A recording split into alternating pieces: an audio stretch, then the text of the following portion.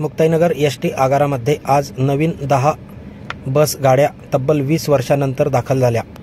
त्या गाड्यांचे लोकार्पण करताना आमदार चंद्रकांत पाटील यांनी स्वतः गाडी चालवत या ठिकाणी लोकार्पण केले। बघूया हा व्हिडिओ।